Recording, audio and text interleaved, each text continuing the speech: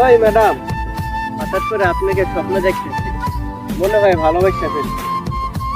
প্রেমের প্রস্তাবটা কি মনে নেবেন নাকি বাসায় আছে?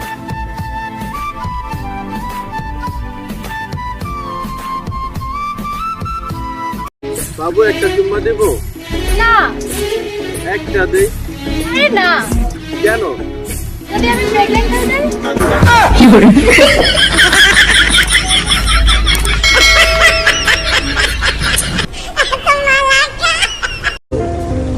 সিগারেটের ধোঁয়া বিষাক্ত, আর আমি তোমার নেশায় আসক্ত। मेरा दर्द भी मेरी आशिकी।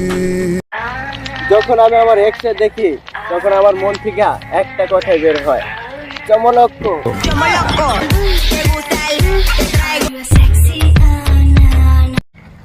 এই কই তুমি, খাইতে দাও। প্রতিদিন রান্না করতে করতে বোর হয়ে যায়, মাঝে মাঝে বাইরে খাইতে যাওয়ার পারমিশন দেওয়া যায় না? প্রতিদিন আমিও তো তোমাকে দেখতে দেখতে ভোর হয়ে যায়। পাশের বাড়ি ভাবিকে একটু তুই একবার যাইয়া দেখ, পুতা দিয়ে জায়গা মতো ছাঁচা দিব।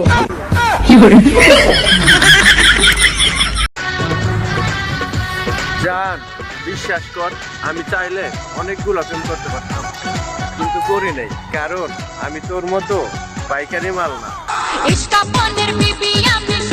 কেন হঠাৎ?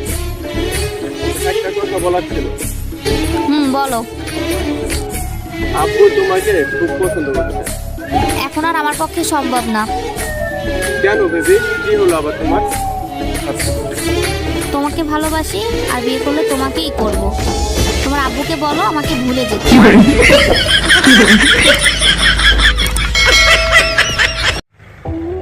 এমন কি পাতা টান দিলে মনে থাকে না অতীতের কথা? करना चाहती भाई मैं भी बैठा मस्ती। নিজের গার্লফ্রেন্ড যেমন তেমন, কিন্তু গার্লফ্রেন্ড গুলা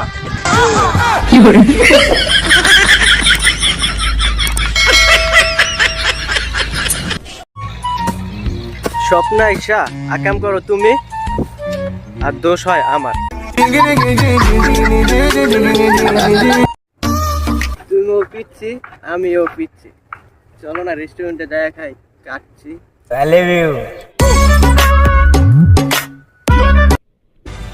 সিজন আইলে পাতা বদলায়, আর তুমি তো সিজন ছাড়াই বদলাই আছো। সত্যি করে একটা কথা বলবা, এইভাবে আর কয়জন যে বদলাইছো? এই ম্যাডাম, রূপনিয়া এত বাহাদুরি করেন না, হতে পারে আপনার কপালে এই কাইলেই আছে। এমন কি পাতা টান দিলে মনে থাকে না অতীতের কথা?